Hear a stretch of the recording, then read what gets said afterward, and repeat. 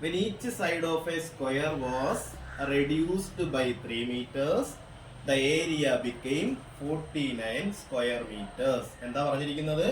When each side of a square was reduced by 2 meters. എന്ന് പറഞ്ഞാൽ വേറെ ഒന്നുമില്ല, നമ്മുടെ കയ്യിൽ ഒരു സ്ക്വയർ ഉണ്ട്. ആ സ്ക്വയറിന്റെ ഓരോ സൈഡുകളും 2 മീറ്റർ വീതം റെഡ്യൂസ് ചെയ്യുക, മീൻസ് കുറച്ചു എന്ന് വിചാരിക്കുക.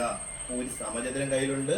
ആ സമചതുരത്തിന്റെ ഓരോ വശങ്ങളും മക്കളെ 2 മീറ്റർ വീതം കുറച്ചു എന്ന് വിചാരിക്കുക, റെഡ്യൂസ് ചെയ്തു. Then the area became 49 meter square. Area എന്തായടാ? 49 മീറ്റർ സ്ക്വയർ ആയി. എന്താണ് സമചതുരം സ്ക്വയർ എന്നൊക്കെ നമുക്കറിയാം. എങ്ങനെ ഏരിയ കണ്ടുപിടിക്കുന്നത് നമുക്കറിയാം. ക്വസ്റ്റ്യൻ ഇങ്ങനെയാണ്, what was the length of side of the original square? അങ്ങനാണേൽ സ്ക്വയറിന്റെ സൈഡ് എത്ര? അപ്പോ എന്റെ കയ്യിൽ ഒരു സ്ക്വയർ ഉണ്ട്. ആ സ്ക്വയറിന്റെ ഓരോ സൈഡുകളും 2 മീറ്റർ വീതം കുറച്ചാൽ ഏരിയ 49 മീറ്റർ സ്ക്വയർ ആകും. അങ്ങനെയാണെങ്കിൽ സ്ക്വയറിന്റെ സൈഡ് എത്ര? ഓക്കെ ആണ്. അപ്പൊ നമുക്ക് തുടങ്ങാം. അപ്പൊ എന്റെ കയ്യിലുള്ള ഒരു സ്ക്വയർ, അപ്പൊ ആ സ്ക്വയറിന്റെ സൈഡ്, ഒറിജിനൽ സ്ക്വയറിന്റെ സൈഡ് ആണ് നമുക്ക് കണ്ടെത്തേണ്ടത്. അപ്പോ സൈഡ് ഓഫ് ഒറിജിനൽ സ്ക്വയർ, എന്റെ കയ്യിലുള്ള ഒറിജിനൽ സ്ക്വയറിന്റെ സൈഡിനെ മക്കളെ നമുക്ക് എക്സ് എന്ന് എടുക്കാം. ഇവിടെ കണ്ടെത്തേണ്ടതും ഒറിജിനൽ സ്ക്വയറിന്റെ സൈഡാണ് മക്കളെ, അതുകൊണ്ട് ഒറിജിനൽ സ്ക്വയറിന്റെ സൈഡിനെ എക്സ് എന്ന് എടുക്കാം. ഇനി ആ ക്വസ്റ്റ്യൻ ഒന്ന് വായിച്ചു നോക്കിയാൽ മതി. When each side is reduced by 2 meter, വശങ്ങൾ ഓരോന്നും 2 മീറ്റർ റെഡ്യൂസ് ചെയ്യുക, മീൻസ് കുറയ്ക്കുക. അങ്ങനെ കുറച്ചാൽ നമുക്ക് കിട്ടുന്ന സ്ക്വയറിന്റെ side, side of nu square. അങ്ങനെ 2 മീറ്റർ വീതം കുറച്ചാൽ എനിക്ക് കിട്ടുന്നത് മറ്റൊരു സ്ക്വയർ ആണ്. ആ സ്ക്വയറിന്റെ സൈഡ് നേരത്തെ എക്സ് ആയിരുന്നു, 2 കുറച്ചാൽ മക്കളെ എക്സ് മൈനസ് 2. ഇനി ആലോചിക്കുക, ഏരിയ ബിക്കംസ്, മക്കളെ ഏരിയ എത്ര വന്നടാ? 49 മീറ്റർ സ്ക്വയർ വന്നെന്നാണ് അവർ പറഞ്ഞിരിക്കുന്നത്. ഓക്കെ, ഇവിടെ ശ്രദ്ധിക്കുക, സ്ക്വയറിന്റെ ഏരിയ, സമചതുരത്തിന്റെ പരപ്പളവ് എങ്ങനെ കണ്ടെത്തുന്ന ഓർമ്മിക്കുക. നമ്മൾ കൊച്ചു ക്ലാസ്സുകളിൽ പഠിച്ചിട്ടുണ്ട്. സമചതുരത്തിന്റെ പരപ്പളവ് വശത്തിന്റെ വർഗമാണ്. സൈഡിന്റെ എന്തെടുക്കുക? സ്ക്വയർ എടുക്കുക.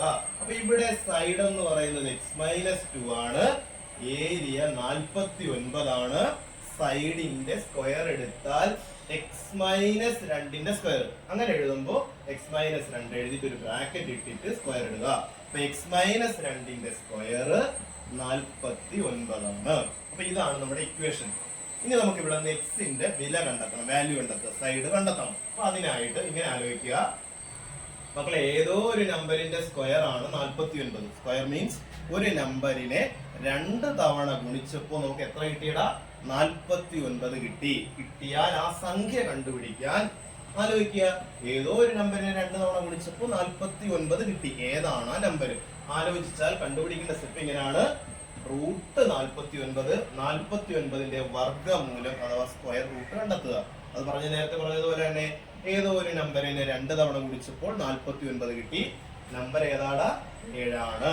അപ്പൊ x-2 എന്ന് പറയുന്ന നമ്പറാണ് 7. ഒരു സംഖ്യയിൽ നിന്ന് 2 കുറച്ചാൽ 7. നമുക്കറിയാം ഏത് സംഖ്യയിൽ നിന്ന് 2 കുറയ്ക്കുമ്പോഴാണ് 7 കണ്ടുപിടിക്കാൻ. 7 + 2 9 എന്ന് കിട്ടി. അതായത് ഒറിജിനൽ സ്ക്വയറിന്റെ സൈഡ് മക്കളെ 9 മീറ്റർ എന്ന് കിട്ടി. നമുക്ക് ഒരു കാര്യം കൂടെ ചെക്ക് ചെയ്ത് നോക്കാം, നമ്മൾ ചെയ്ത് ശരിയാണോ നോക്കാം. എടാ, കിട്ടിയത് 9. അപ്പൊ നമ്മുടെ ഒറിജിനൽ സ്ക്വയറിന്റെ സൈഡ് 9 എന്നാണ് കണ്ടുപിടിച്ചിരിക്കുന്നത്. ക്വസ്റ്റ്യൻ വായിച്ചു നോക്കിയാൽ when each side is reduced by 2 meter, ഓരോ സൈഡും 2 മീറ്റർ കുറയ്ക്കുന്നു. 9ൽ നിന്ന് 2 കുറച്ചാൽ 7 കിട്ടും. then area becomes 49 എന്ന് പറഞ്ഞാൽ ഇപ്പൊ സൈഡ് 7 ആണ്. 7ന്റെ സ്ക്വയർ എത്ര തന്നെയാണ്? 49 മീറ്റർ സ്ക്വയർ തന്നെയാണ്. നമ്മുടെ ഉത്തരവും ശരിയാണെന്ന് നമ്മൾ കൺഫേം ചെയ്ത് ആരോടും ചോദിക്കണ്ട. ഓക്കെ ആണേ. നമുക്ക് വേറൊരു ക്വസ്റ്റ്യൻ കൂടെ ചെയ്ത് നോക്കാം. നമ്മൾ ആദ്യം ചെയ്തത് ഒരു സ്ക്വയറിന്റെ ഓരോ സൈഡുകളും 2 മീറ്റർ കുറച്ചാൽ ഏരിയ 49 ആകുന്നതായിരുന്നു ക്വസ്റ്റ്യൻ. നമുക്ക് വേറൊരു ക്വസ്റ്റ്യനിലോട്ട് പോവാം. ക്വസ്റ്റ്യൻ ഇങ്ങനെയാണ്, the square of A term of the arithmetic sequence 2, 5, 8 etcetera is 2500. അപ്പൊ നമ്മൾ ഫസ്റ്റ് ചാപ്റ്റർ പഠിച്ചതാണ് അരിത്തമെറ്റിക് സീക്വൻസ് എന്താണെന്ന്. മക്കളെ, ഇവിടെ 2, 5, 8 എക്സെട്ര എന്ന് പറയുന്ന ഒരു അരിത്തമെറ്റിക് സീക്വൻസ്, ഒരു സമാന്തര ശ്രേണി. എന്താണ് സമാന്തര ശ്രേണി എന്ന് അറിയാം. 2ൽ തുടങ്ങി 3 കൂട്ടി പോകുന്ന ഒരു ശ്രേണിയാണ് എഴുതിയിരിക്കുന്നത്. അതായത് ഇവിടത്തെ പൊതുവ്യത്യാസം അഥവാ കോമൺ ഡിഫറൻസ് എന്ന് പറയുന്നത് 3 ആണ്. പൊതുവ്യത്യാസം എത്രയാണ്? 3 ആണ്. കൂടാതെ ഇവിടത്തെ ഫസ്റ്റ് നമ്പർ എന്ന് പറയുന്നത്, ഫസ്റ്റ് ടേം ഒന്നാം പദം എന്ന് പറയുന്നത് 3 ആണ്. അപ്പൊ നമ്മുടെ ചോദ്യം ഇങ്ങനെയാണ്: 2, 5, 8 എക്സെട്ര എന്നൊരു അരിത്തമെറ്റിക് സീക്വൻസിന്റെ ഏതോ ഒരു ടേമിന്റെ സ്ക്വയർ 2500 ആണ്. The sequence the square of a term in the arithmetic sequence 2, 5, 8 etcetera is 2500. ഏതോ ഒരു പദത്തിന്റെ സ്ക്വയർ 2500. മക്കളെ നമുക്കത് അറിയത്തില്ല ഏത് നമ്പറിന്റെ സ്ക്വയർ ആണ് അല്ലെങ്കിൽ ഏത് ടേമിന്റെ സ്ക്വയർ ആണ് 2500 എന്ന് നമുക്ക് കണ്ടുപിടിക്കണം. ക്വസ്റ്റ്യൻ ഇങ്ങനെയാണ്: വാട്ട് ഈസ് ഇറ്റ്സ് പൊസിഷൻ? ഏതാണ് പൊസിഷൻ, സ്ഥാനം? അതായത് ഏത് സ്ഥാനത്തിലുള്ള നമ്പറിന്റെ വർഗമാണ് 2500 എന്ന് കണ്ടെത്തണം. അപ്പൊ നോക്കിയേ, ഏതോ ഒരു നമ്പറിന്റെ സ്ക്വയർ, ഏതോ ഒരു ടേമിന്റെ സ്ക്വയർ ആണ് 2500. ഈ ഏതോ ഒരു ടേമിനെ സൂചിപ്പിക്കാൻ നമ്മൾ xn എന്ന് ഫസ്റ്റ് ചാപ്റ്റർ പഠിച്ചത്. xn എന്ന് പറഞ്ഞാൽ nth ടേം, എന്നാം പദമാണ്. ജനറൽ ആയിട്ട് നമുക്ക് പറയാം ഏതോ ഒരു പദത്തിന്റെ വർഗമാണ് 2500. അപ്പൊ നമുക്ക് ഇങ്ങനെ എഴുതാം: ഏതോ ഒരു നമ്പർ xn ആണ്, xnന്റെ സ്ക്വയർ ആണ് 2500. മക്കളെ നമുക്ക് ഈ xn ഒന്ന് കണ്ടുപിടിക്കാം. xn എന്ന് പറഞ്ഞാൽ നമ്മൾ പല പേരുകൾ പറഞ്ഞിട്ടുണ്ട്. ഓൾജിബ്രായിക് എക്സ്പ്രഷൻ, ബീജഗണിത രൂപം എന്ന് പറഞ്ഞിട്ടുണ്ട്. nth ടേം, എന്നാം പദം എന്നൊക്കെ പറഞ്ഞിട്ടുണ്ട്. xn കണ്ടുപിടിക്കാൻ സിമ്പിളസ്റ്റ്, ഏറ്റവും സിമ്പിൾ ഇക്വേഷൻ ഇതാണ്: dn plus f minus d. മക്കളെ അടുത്ത സ്റ്റെപ്പിൽ തന്നെ ആൻസർ ആവും. ഒറ്റ സ്റ്റെപ്പ് എഴുതിയാൽ മതി. dn plus f minus d. d എന്ന് പറയുന്നത് 3 ആണ്. 3n plus f എത്രയാടാ? 2 ആണ്. 2ൽ നിന്ന് 3 കുറയ്ക്കുക. ആൻസർ 3n മൈനസ് 1 എന്ന് വരും. 2ൽ നിന്ന് 3 കുറച്ചാൽ -1, 3n മൈനസ് 1. അതായത് ഈ അരിത്തമെറ്റിക് സീക്വൻസിന്റെ ഓൾജിബ്ര, ബീജഗണിത രൂപം 3n മൈനസ് 1 ആണ്. എന്ന് പറഞ്ഞാൽ ഇവിടെ നമ്മൾ എഴുതി xnന്റെ സ്ക്വയർ ആണ് 2500. അതായത് 3n മൈനസ് 1ന്റെ സ്ക്വയർ ആണ് 2500. മക്കളെ ഏതോ ഒരു നമ്പറിന്റെ സ്ക്വയർ ആണ് 2500. നമുക്കറിയാം ഏതോ ഒരു നമ്പറിന്റെ സ്ക്വയർ 2500 ആണെങ്കിൽ ആ നമ്പർ കണ്ടുപിടിക്കാൻ റൂട്ട് 2500 എടുത്താൽ മതി.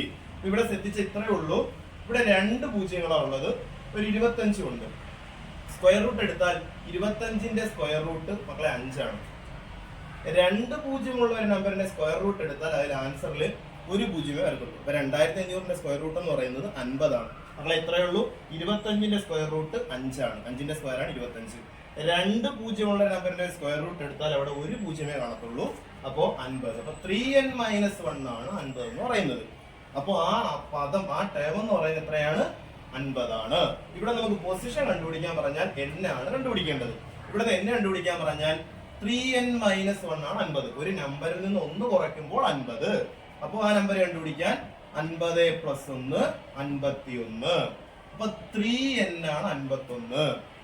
3 into a നമ്പറാണ് 51 എങ്കിൽ n കണ്ടുപിടിക്കാൻ 51 ഡിവൈഡഡ് ബൈ 3. മക്കളെ ഇത് ചെയ്ത് നോക്കിയാൽ 17 എന്ന് വരും.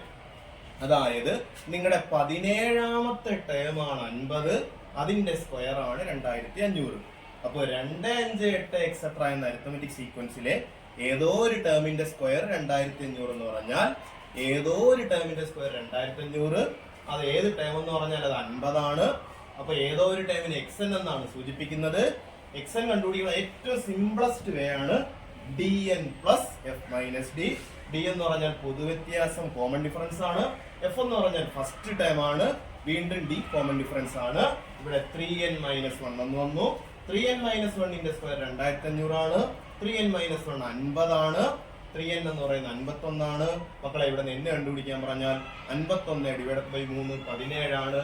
നിങ്ങളുടെ 17ാമത്തെ നമ്പറിന്റെ സ്ക്വയർ എടുക്കുമ്പോഴാണ് 2500 വരുന്നത്. പൊസിഷൻ എത്രയാന്ന് പറയാം മക്കളെ? 17 ആണെന്ന് പറയാം. ഓക്കെ ആണേ?